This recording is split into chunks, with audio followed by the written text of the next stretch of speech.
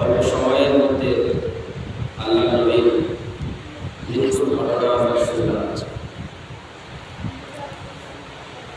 আমরা শুধু নবীর জন্ম নিয়ে খুশি হই, আল্লাহ রাসূল ইন্তেকালের পূর্ব মুহূর্তে কি কি ঘটেছিল সেগুলো আমাদের শোনা দরকার।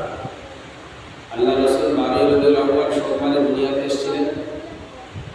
৬৫ বছরের পর আবার তিনি 12 রবিউল আউয়াল সোমবারে ইন্তেকাল করেছিলেন। এটাই কেতাবের মধ্যে পাওয়া যায়।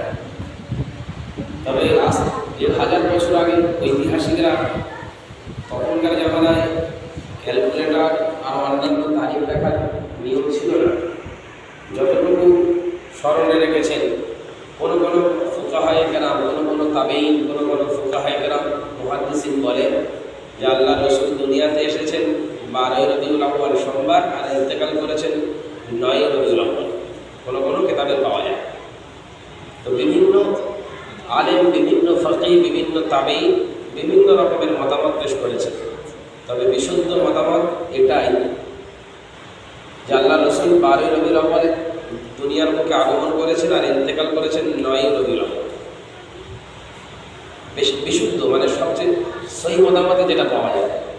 তো অনেক মুসান্নিফ, অনেক কেতাব লেখকরা বিভিন্ন রকমভাবে লিখেছেন। কেউ বলেছেন 9 রবিউল আউয়াল, কেউ বলেছেন 11 রবিউল আউয়াল, কেউ বলেছেন 12 রবিউল আউয়াল। ১,৫০০ বছর পূর্বের ঐতিহাসিকবিদ যারা লিখেছেন তারা মানে যেমনভাবে লিখেছেন ব্যাখ্যা অনুযায়ী কেউ বলেছেন 9 রবিউল আউয়াল, 12 রবিউল আউয়াল, 11 রবিউল আউয়াল।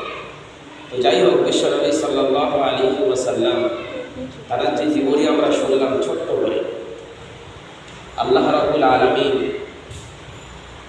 তিনি বললেন, ও ফারিস্তারা,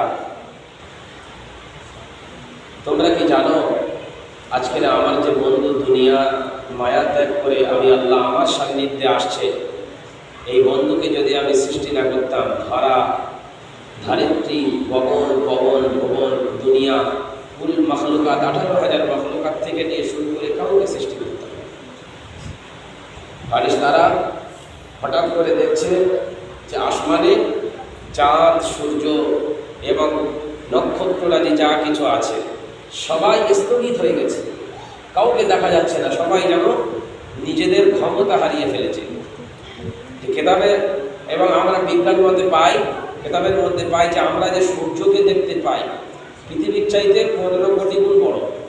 পৃথিবীর চাইতে 15 কোটি গুণ বড়, মানে এরকম 15 লক্ষ পৃথিবীকে সূর্যের মধ্যে প্রবেশ করানো যাবে।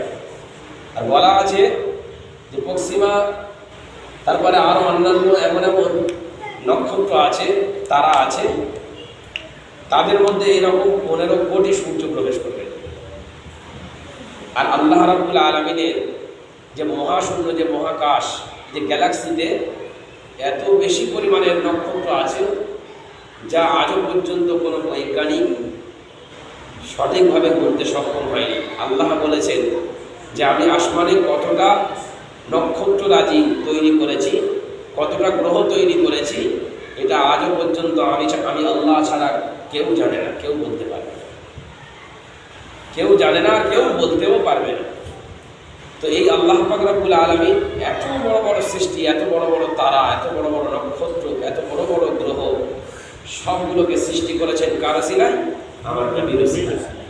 সেই নবীর মৃত্যুর সময় তিনি বলেছেন যে আমার উম্মতের কি হবে?